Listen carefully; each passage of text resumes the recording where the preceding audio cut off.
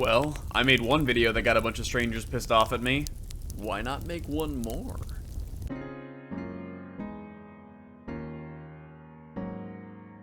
What's up, Swits? I'm Old Salty Sean, aka Dalron Talvani, and with High Isle only a few days away, I can almost taste it. I wanted to have a chat with you all about the most controversial mythic item in ESO. It goes without saying that today's topic is going to be on the Oakensoul ring. Now, a quick word before we get started, this is not a build video. In fact, we're likely not even going to be talking about the Oakensoul ring in its current form. Like, come on, man, it's going to get nerfed before this video is even a month old. Today we're going to be talking about the design space behind the Oakensoul ring and mythic items as a whole. So most of you already know what Oakensoul does, but just in case you don't, Oakensoul is a new mythic item coming out with High Isle. The ring never lets you swap your weapon bars out, but in return you get just about every major buff in the game, including major heroism for reasons I don't understand.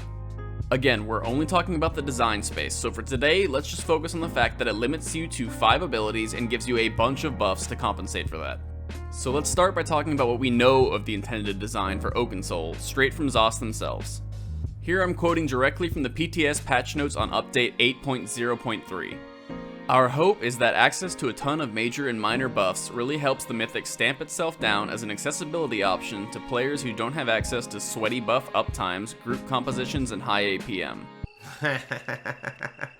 Look, I'm just trying to fit in here, alright? Okay, so it's an accessibility option for people who feel like they can't handle bar swapping effectively. My initial impression after seeing that was one of general disgust. I mean, I just made a video about how I wanted the game to get harder rather than easier. Now, before you click off because I said that, spoiler alert, I do change my mind quite a bit before the end of this video. So, I used to play a ton of WoW back in the day, back when skill bars looked more like this. That's actually a huge part of why I like the design space for ESO in general. 10 abilities and 2 ults. Every ability on your bar serves a purpose, and there's plenty of opportunity to scale back a little bit further if you feel like you don't need that many. There are plenty of bar filler abilities that you can pop on your bar exclusively for a passive buff.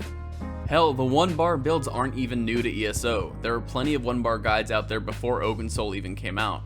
So here's the thing, I don't think asking a player to learn 10 abilities is unreasonable. I said 10, not 12, because ultimate use is infrequent, don't at me. Again, I hate when MMOs crowd your bar with situational abilities that you'll only sometimes be using.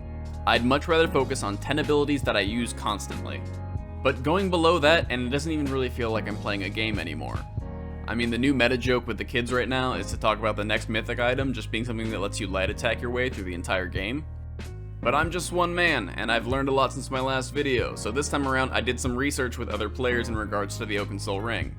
So this time around, I posted in 2 different ESO discords that I'm active in. The first was Artea's Tamriel's Trade Secrets, which is a great discord, go check it out, fantastic people in there. The second was a public guild finder guild that I use frequently as my trading guild called Kilts for Sale. There was a lot of variety in the responses that I received from both guilds, which was incredibly helpful. While there were a lot of people who agreed with me and echoed my concerns, there were a few posts that made me consider things that I hadn't before. First and foremost, people brought up how helpful the ring is to people who have limited mobility due to either a disability and/or an injury. Okay, fair point, I didn't think about that. Another great point was how much 2-bar builds provide their buffs not only to themselves, but also to the groups that they're in. That's a lot of utility that you'll be losing out on in raids and smaller group content. But the last step on me changing my attitude on the Oakensoul ring from utter bile to general acceptance was actually just remembering where I came from myself. I've talked about it a ton on the channel already, but the only reason I started doing endgame content was because of how much I enjoyed doing Maelstrom Arena. The only reason I ended up running Maelstrom was because I stumbled across the lead for the Ring of the Pale Order.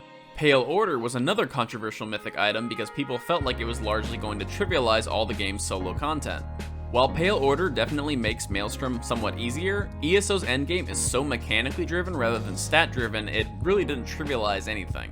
I mean, this is a game where people do solo run trifecta achievements on veteran hard modes because they know the mechanics for a specific dungeon so inside and out. Mechanics are the king of ESO's PvE content, and until a mythic item comes out that changes that, I don't think you have to worry about things like 1-bar builds ruining the game. I actually love that ZOS is experimenting around with different mythic items. It really seems like they're always having fun trying to find a new way to turn universal ideas on their head, even if I don't always agree with them. I do still hope they nerf Oakensoul from its current state. I stand by my gut when I say that playing an easier build should be less rewarding than playing a hard build. If Oakensoul gets even one player out there trying content that they haven't before, then I'll consider it an overall win for ESO's design space. And on a final note, if you're one of the people out there that thinks ZOS made Oakensoul busted at launch just so they could sell more copies of High Isle, What's going on with you? What are you talking about? ESO gets a huge amount of new items and sets every year, and a lot of them are absolute dog water. Game design is very, very hard, and it's going to take some time for Oakensoul to fill the niche that they want it to fit in.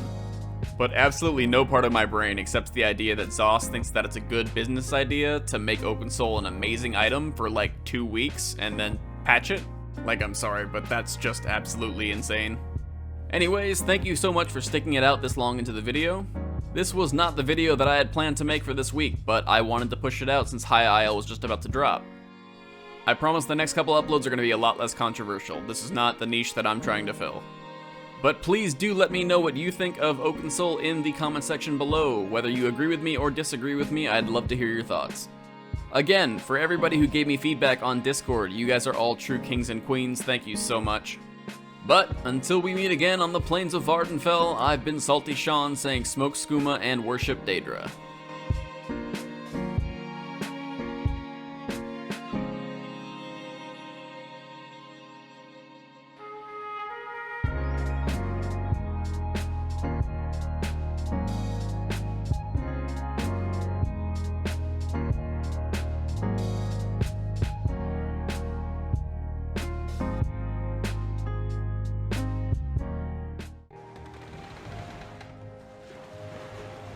Stand up.